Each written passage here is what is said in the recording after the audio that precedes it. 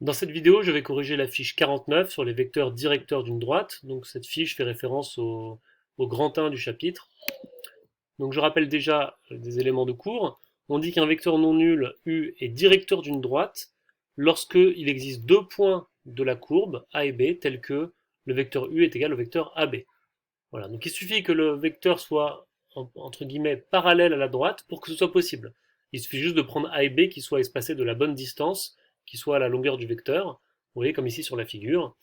Si on prend les points A et B, et ben leur distance est la même que la longueur du vecteur U, et en allant dans le bon sens, et ben on a bien le vecteur AB qui est égal au vecteur U.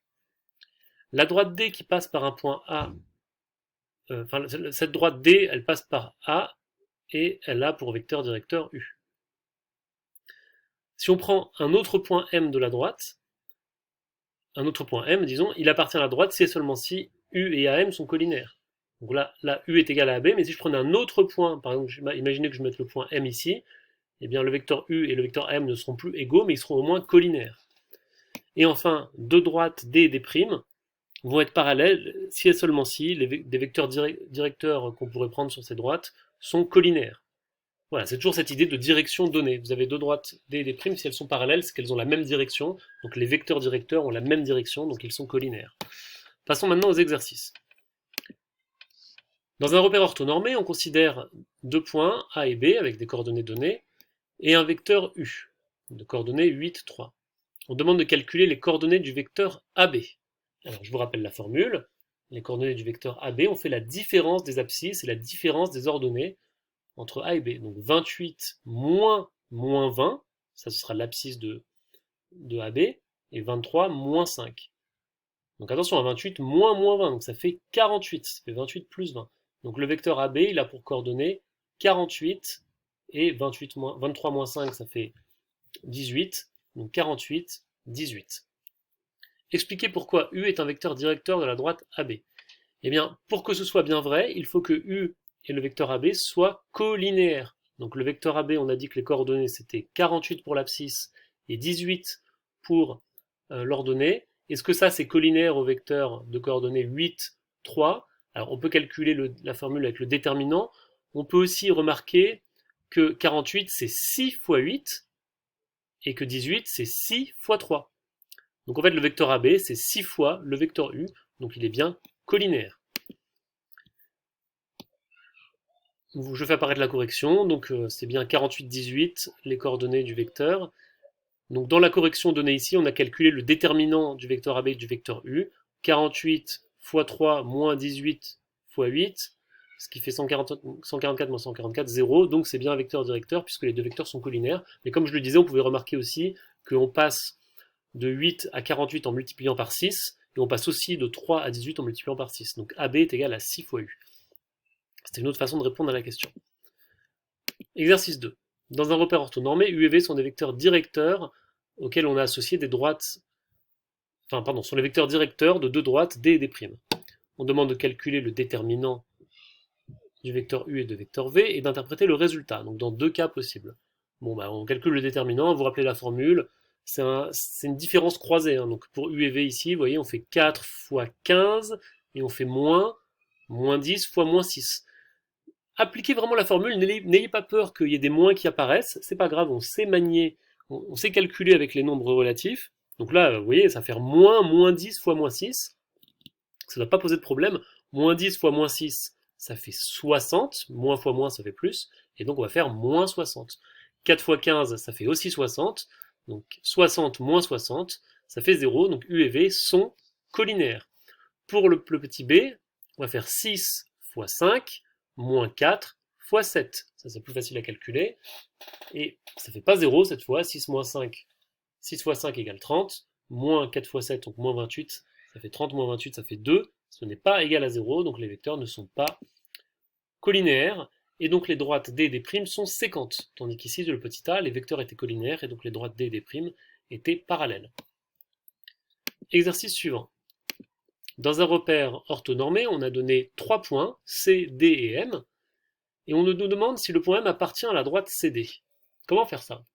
Eh bien l'idée, c'est de trouver un vecteur directeur de la droite CD, et ça c'est facile vu qu'on a deux points, il suffit de prendre le vecteur CD.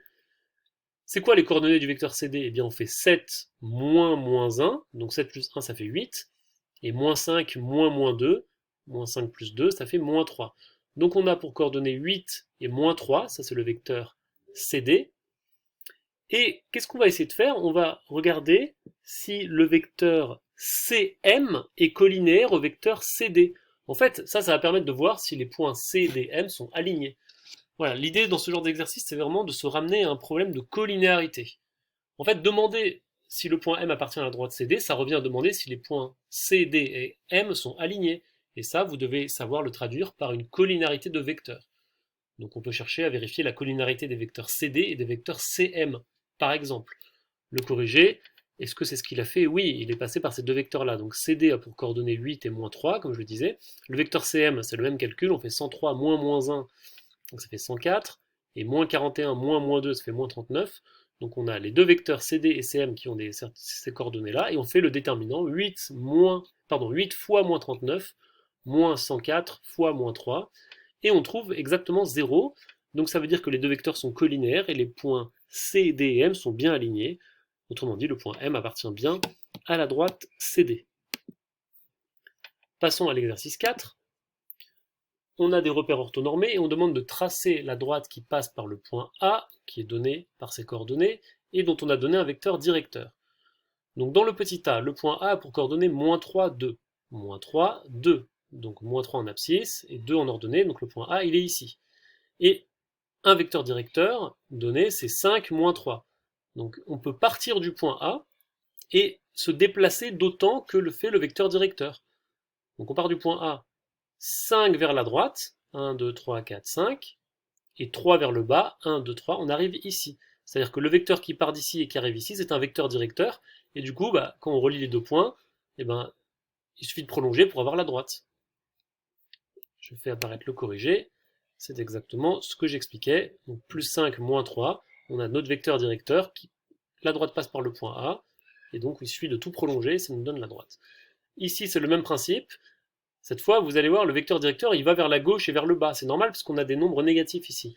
Le point initial, plus grand A, a pour abscisse 0, donc il est sur l'axe des ordonnées, et pour ordonnée 2, donc on part d'ici.